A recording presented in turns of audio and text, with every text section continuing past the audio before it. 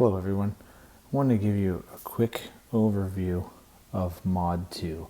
So we're going to dive into a little bit more about the actual mod so you can understand the differences between the two and why you might choose one over the other. Mod 2 was designed primarily for drives that aren't that worn.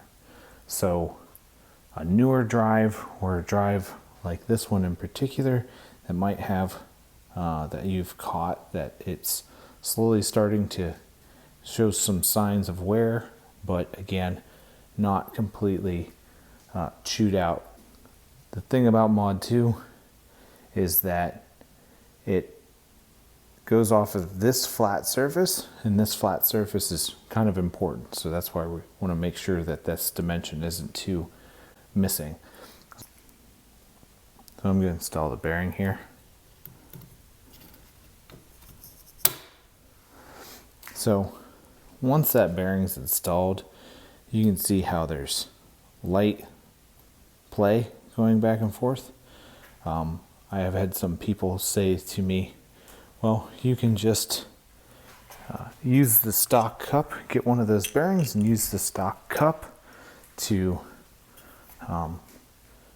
finish off your projects. But when we put the stock cup on, and just hold it up there, I'm going to move this back and forth, and there's a lot of play in there.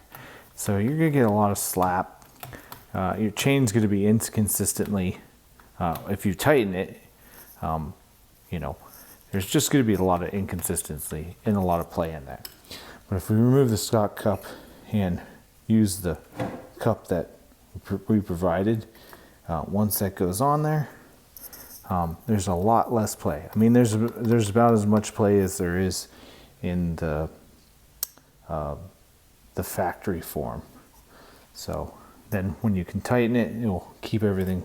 Obviously the washer's not on here right now, which will help out a little bit more, but there's a lot less play. So with that being said, that's where the cup comes into, instead of just using a stock cup.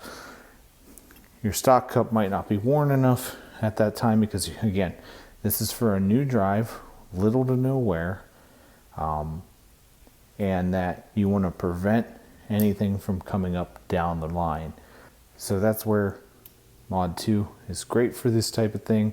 It is a way to remove your bearings that you might have went out and bought a brand new spine with it, but you don't want to keep running into the same problems over and over again. So that's where this Mod 2 comes into play.